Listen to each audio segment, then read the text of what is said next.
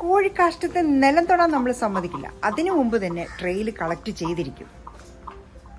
എൻ്റെ കോഴിക്കോടിൻ്റെ അടിഭാഗത്ത് ഒരു കോഴിയുടെ കാഷ്ടമോ ഒന്നുമേ ഇല്ല. എല്ലാം നല്ല നീറ്റ് ആൻഡ് ക്ലീനാണ്, നമ്മുടെ മുറ്റം പോലെ തന്നെ. കാരണം ഇത് നമ്മൾ കോഴിയുടെ കാഷ്ടം ഏറിൽ നിന്ന് തന്നെ ട്രെയിൽ പിടിച്ചെടുക്കുന്നതുകൊണ്ട് താഴോട്ട് ഇതിന് പോകാൻ യാതൊരു അവസരവും നമ്മൾ കൊടുക്കാറില്ല. അപ്പോൾ കോഴി വന്നതിൻ്റെ പുറകായിട്ട് ബയോഗ്യാസ് വന്നു. വീടും പരിസരവും നല്ല വൃത്തിയായിട്ട് സൂക്ഷിക്കാൻ പറ്റുന്നുണ്ട്. ഒരു ഫുഡ് വേസ്റ്റോ ഒന്നും വെളിയിലില്ല. ഇവിടെ കോഴി വളർത്തുന്നതാണെന്ന് പോലും കണ്ടാൽ പറയില്ല. കാരണം താഴെയൊന്നും ഒന്നുമില്ല, ഒരഴുക്ക് പോലും താഴെ വീഴില്ല.